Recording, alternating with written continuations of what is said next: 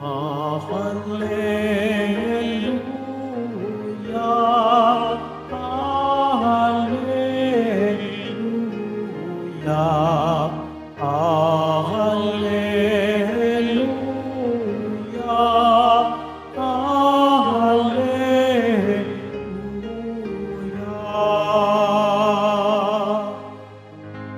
Ikaw, O Kristo, ang daan,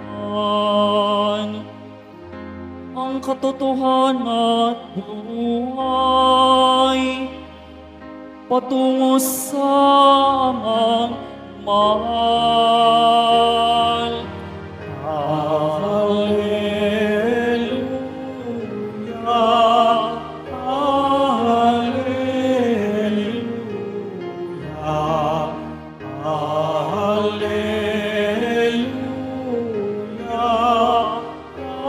Hallelujah.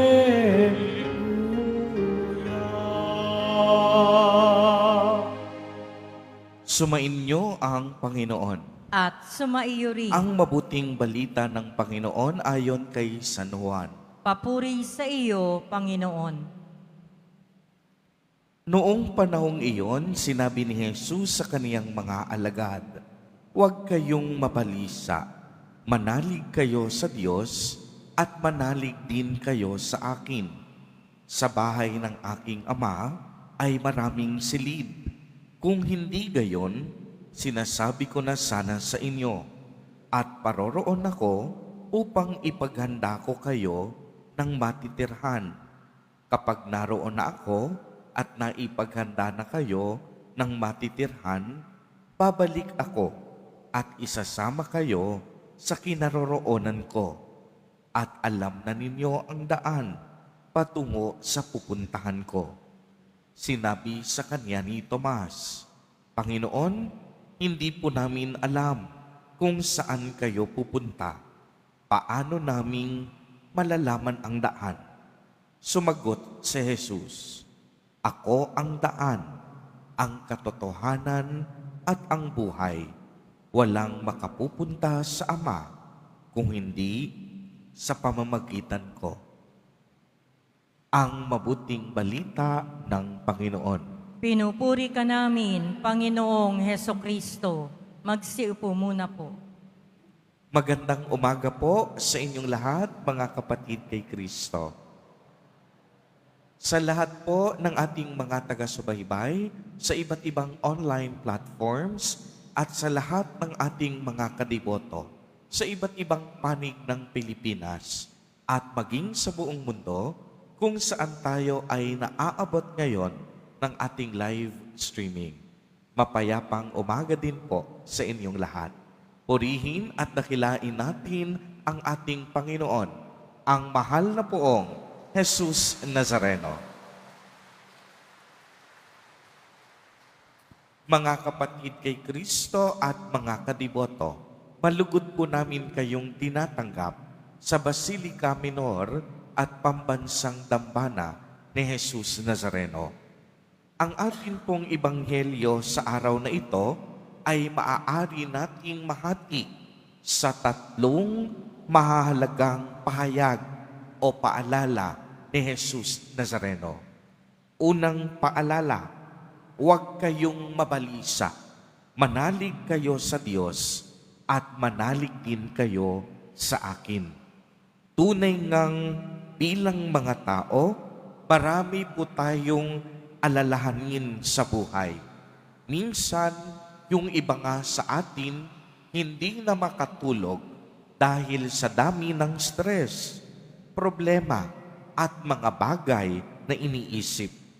Hindi makatulog dahil takot mabawasan ang pera, kapangyarihan, at karangyaan sa buhay. Yung iba, hindi makatulog sa dami ng gastusin at bayarin. Hindi makatulog dahil sa dami ng taong niloko at pinagsamantalahan. Kaya mga kapatid, may mga pagkakataong tila baga ang buhay natin ay parang napakabigat at napakalupit. Ngunit napakaliwanag ng paalala ni Jesus Nazareno. Huwag tayong matakot. Gaano man kabigat ang problema mo ngayon, laging may solusyon. Gaano man kalubha ang karamdaman mo, may kagalingan sa Diyos. Gaano man kabigat ang pinagdaraanan mo, may kaginhawahang naghihintay. Basta ang paanyaya, kapit lang. Ang Diyos hindi nagpapabaya. Ang inaasahan sa atin, manalig tayo sa Kanya at hindi sa ating mga sarili. Ikalawang paalala sa atin, sa bahay ng aking Ama ay maraming silid at paroroon ako upang ipaghanda kayo ng matitirhan. Mga kapatid kay Kristo, muling magandang paalala sa atin na ang buhay natin sa mundo, panandalian at pansamantala lamang. Gaano man kahirap o gaano man kakomportable ang buhay mo ngayon, yan ay hindi magtatagal.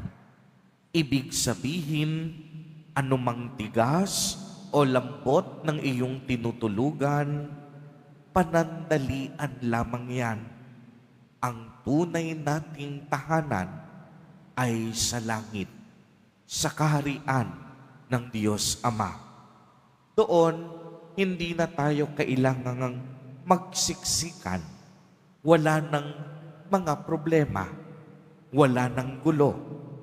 Kung tayo ay mananalig at magiging tapat sa ating pananampalataya, si Jesus Nazareno mismo ang maghahanda ng ating silid sa langit.